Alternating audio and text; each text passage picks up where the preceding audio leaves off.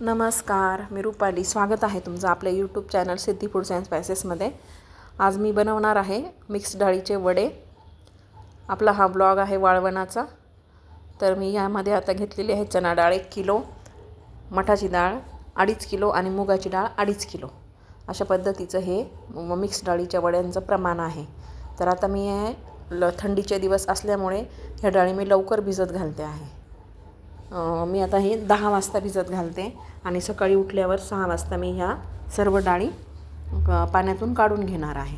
आता या सगळ्या डाळी मी स्वच्छ धुवून घेणार आहे. पूर्ण नितळ पाणी येईपर्यंत या डाळी मी धुवून घेणार आहे. जसं जसं ऊन वाढायला लागतं ना तसं तसं मग याचं असं म्हणजे वेळ जो असतो डाळ भिजत घालण्याचा जो वेळ असतो तो कमी कमी होत जातो. शेवटी तर 3-3:30 वाजता डाळी भिजत घालावे लागतात. पण मग सकाळी 6लाच काढून घ्यावे लागतात, कारण की गरम होतं. त्याच्यामुळे त्या डाळींना असं फेस येतो ना, मग फेस नाही आला पाहिजे. फेस जर डाळींना आला तर त्या आंबट वास येतो वड्यांचा. म्हणून मी हिवाळ्यातच वडे जास्तीत जास्त जेवढे होतील तेवढे वडे मी हिवाळ्यात बनवून घेते. आणि हिवाळ्यात बनवलेले वडे जे असतात ते भाजी करताना असे विरघळत नाही पाण्यामध्ये. खूप छान लागतात हे वडे. तर हे पूर्ण नितळ पाणी होईपर्यंत सगळ्या डाळी मी इथे धुवून घेणार आहे. ते बघू शकता तुम्ही, पूर्ण नितळ पाणी आता होत आलेलं आहे. तरी पण अजून 2-3 पाण्यांनीही मला धुवावी लागणार आहे डाळ, कारण की ज्यावेळेस भिजवलेली डाळ आपल्याला पुन्हा धुता येत नाही. म्हणून आत्ताच आपल्याला ही पूर्ण डाळ मी व्हिडिओ पूर्ण करायचा विसरले, म्हणून हे तुम्हाला दाखवते.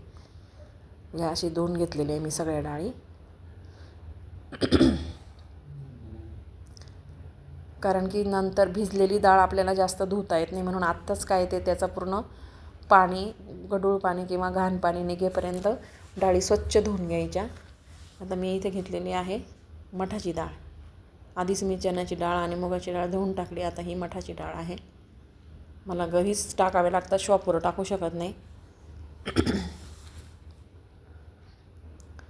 सगळ्या डाळी आपण धुवून घेणार आहोत.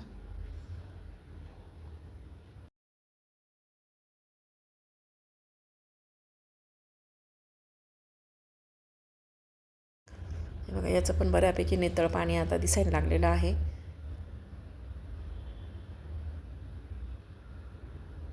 ह्या डाळींना खूप पावडर लावलेली असते, म्हणून या डाळी एकदम स्वच्छ धुवायच्या. ह्या डाळी धुवायला मला जवळजवळ 1 तास लागलेला आहे.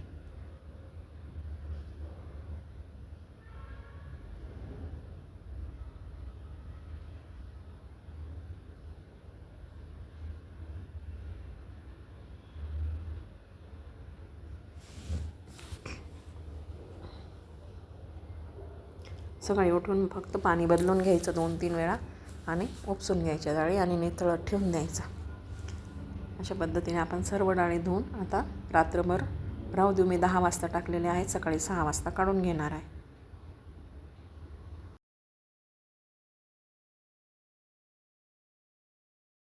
जसं जसं ऊन वाढत जातं तसं तसं डाळ किती पाण्यात ठेवायची हे आपल्या ह्याच्यावर अवलंबून असतं. कारण की जसं जसं ऊन वाढल्यानंतर डाळ लवकर भिजली जाते किंवा तिला फेस येतो.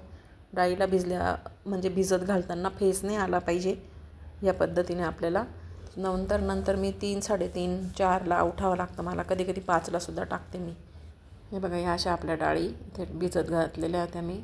पूर्णपणे व्यवस्थितपणे भिजलेल्या आहेत आपल्या सगळ्या डाळी. बघा, त्याचे 2-3 पाणी बदलून घ्यायचं आणि काढून घ्यायच्या. डालकी आहे, याच्यामध्ये काहीतरी कपडा टाकायचा आणि त्याच्यात नितळून घ्यायच्या आपल्या ज्या डाळी आहेत त्या सगळ्या.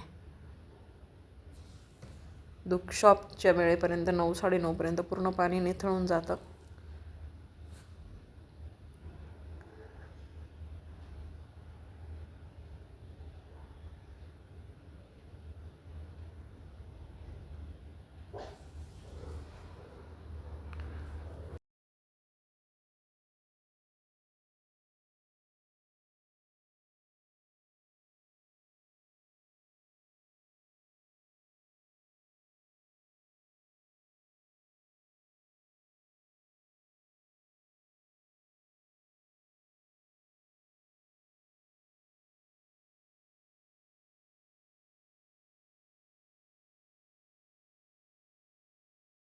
या अशा पद्धतीने आपण सगळ्या डाळी काढून घेतलेल्या आहेत. बाकीचे कामं आवरेपर्यंत याच्यातलं पूर्ण पाणी निघून जाईल.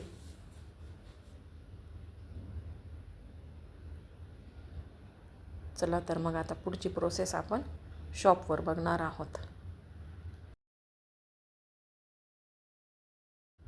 इथे माझ्याकडे डाळी दळायचं मशीन आहे. त्याच्यात मी सगळं जे निथळलेली आपली डाळ होती ती इकडे टाकून घेते. मी मशीनमध्ये दळून घेऊ आपण हे सर्व मिक्स डाळी.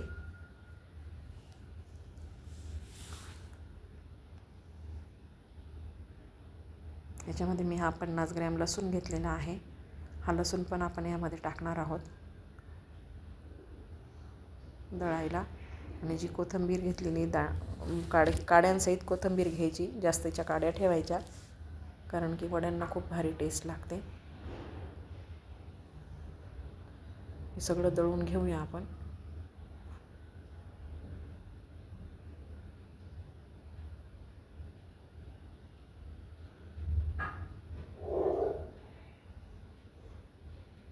बघा ही चाळणी आहे डाळ दळण्यासाठी.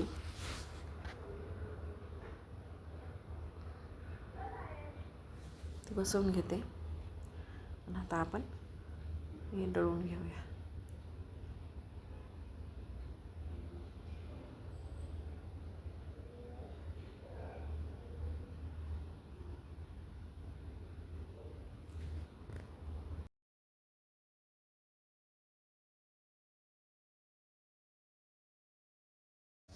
इथे मी कोथिंबीर टाकून घेतलेली आहे. अशा पद्धतीने पूर्ण डाळी दळून घेणार आहोत आपण.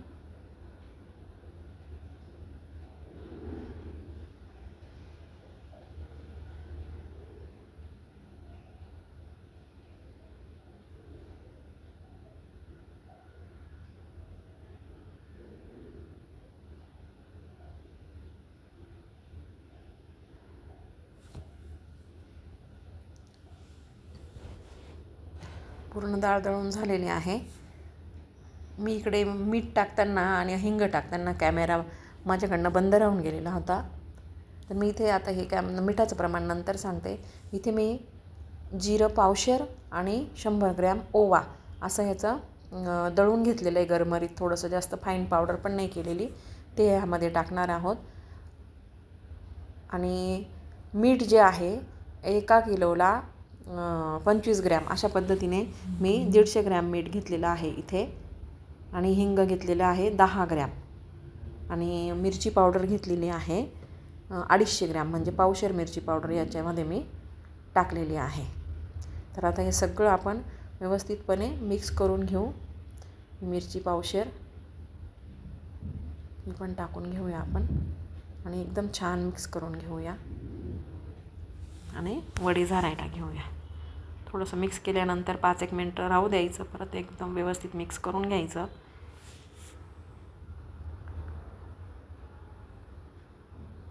हातानेच मिक्स करावं लागतं, त्याच्यामुळे स्वच्छतेची काळजी घ्यायची.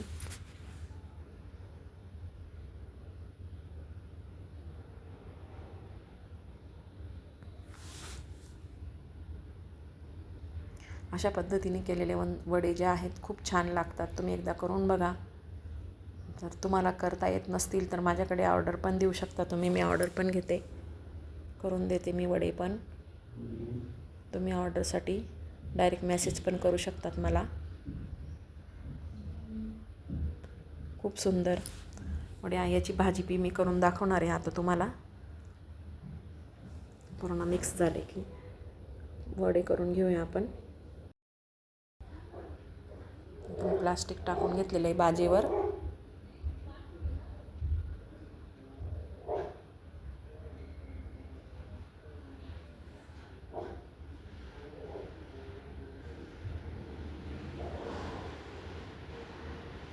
आता आपण वडे झारून घेऊया.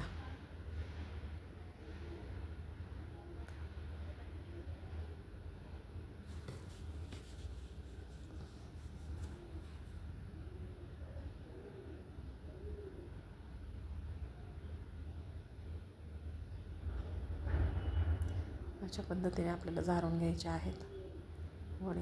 बघू शकता तुम्ही कसे झारलेले आहेत वडे. वडे झारायला एवढा वेळ लागत नाही. एवढे वडे झारायला 20 ते 25 मिनटं लागले आम्हाला दोघी जणींना.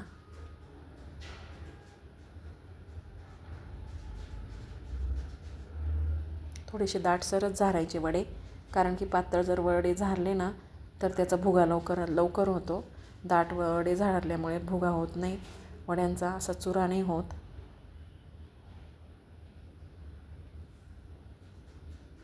अशा पद्धतीने आपण हे वडे झारून घेतलेले आहेत घेणार. हे बघा, इथे आपले वडे रेडी झालेले आहेत. तर त्याच वड्यांची भाजी आता कशी करायची ते पण मी तुम्हाला दाखवणार आहे. इथे सगळ्यात आधी मी इथे तेल घेतलं आहे कढईमध्ये आणि जे वडे वाळलेले वडे आपले ते चांगले खळखळात 2 दिवस मी वाळवून घेतलेले आहेत वडे उन्हामध्ये. ते तेलामध्ये आपण छान भाजून घेऊ लालसर होईपर्यंत. आणि हे एका ताटलीमध्ये भाजलेले वडे काढून घेऊया. तर ह्या वड्याची भाजी 2 ते 3 प्रकारची करता येते. ही लाल मिरची पावडर, लाल मिरचीमध्ये पण करता येते, हिरव्या मिरचीत करता येते आणि काळ्या मसाल्यात पातळ बाजरीच्या भाकरीसोबत खायला ती तशी पण करता येते. तर तुम्ही 2 ते 3 प्रकारची ही भाजी करू शकता. खूप सुंदर लागते. मी आज हिरव्या मिरचीची करणार आहे, एक तुम्हाला फक्त दाखवण्यासाठी.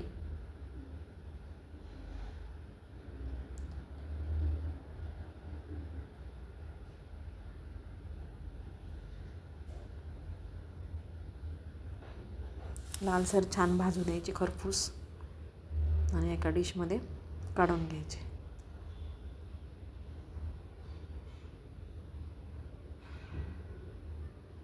जवळजवळ भाजतच आलेले आहेत हे.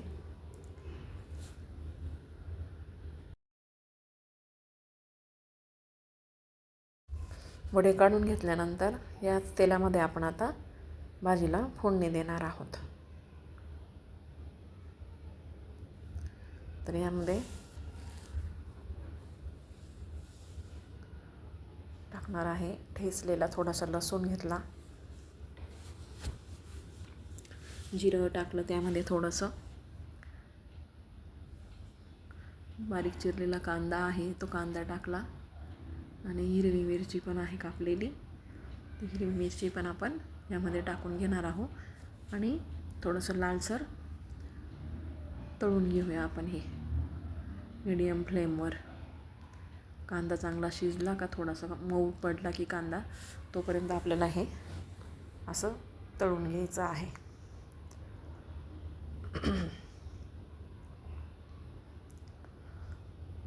एकदम साधी आणि सोपी पद्धतीची भाजी आहे ही, पण खूप छान लागते, टेस्टी.